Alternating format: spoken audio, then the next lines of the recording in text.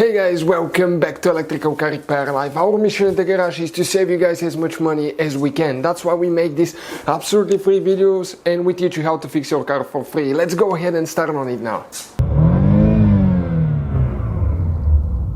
If you guys have a BMW 3 Series E46 guys and you get a engine light on and you have any of the three codes guys, okay, these codes listed above, P0410, P0411 and P0412 guys, any of those three codes will explain guys what to check, how to test everything and how to know what's wrong with it. So stay with us guys, that's what we'll be doing.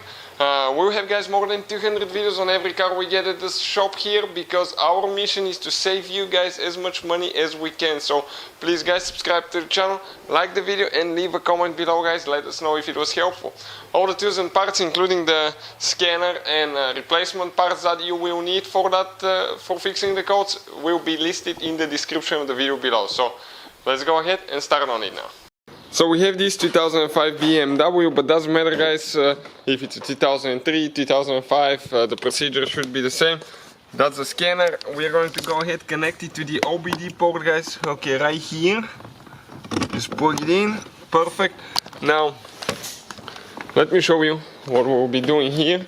I'm going to go ahead and start the car and show you how the engine light is on now. Okay, we're almost there.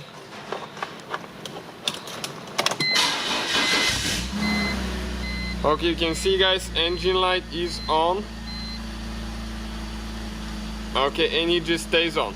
I'll turn the engine off, turn the ignition on, and I will be using the scanner right here guys. All the tools and parts including that scanner guys, okay, which is super good, will be listed in the description of the video below for your convenience. You can guys use it on any car, not just BMW. You can read and write, and delete codes from the engine computer, airbag computer, brake and traction control computer. You can register batteries, quite a few things guys, super nice thing.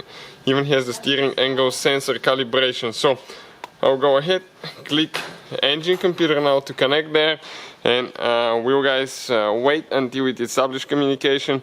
If you guys have any specific requests, problems with your vehicle and you need help, leave a comment below. We'll try our best guys to make a video in the future for your problems, so you know how to fix it. In addition, I've noticed that many of the subscribers help each other out. Let's say you ask for a problem, the people reading, okay, will actually, some of them will know the answer and they will let you know. So it's super helpful guys to you and us as well. So codes found, 1 right here. You can see we're going to click OK. We're going to enter the module and we're going to click read codes now. Stored codes, always check both stored and pending. Our code that we have right now, it's 411, but it's actually guys, it could be 410, 412 or 411. And always check the pending codes. And you can see guys that this code actually relates to secondary air injection system incorrect flow detected. So let me go ahead guys, turn the car off and we'll show you guys what to check and what the problem could be now. So things that you need to check guys. Okay, we're going to start with 3 different things, okay, maybe 4 different things that you need to check for the secondary air pump guys. This is your secondary air pump, okay, right here on the side of the engine. This is the secondary injection system guys. And this pump, what it does, it gets air and it pumps it in the exhaust of the vehicle when the vehicle is cold, so it can reduce the emissions on cold starts. Now, there is 2 wires and this is a motor and a huge fan, and that fan just puts air in the exhaust.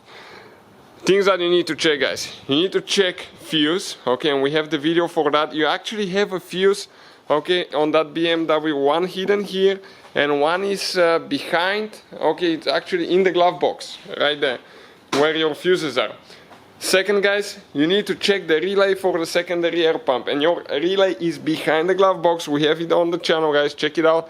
And if all that is good, you will have to remove your pump, okay, and you can test it with a 12-volt battery.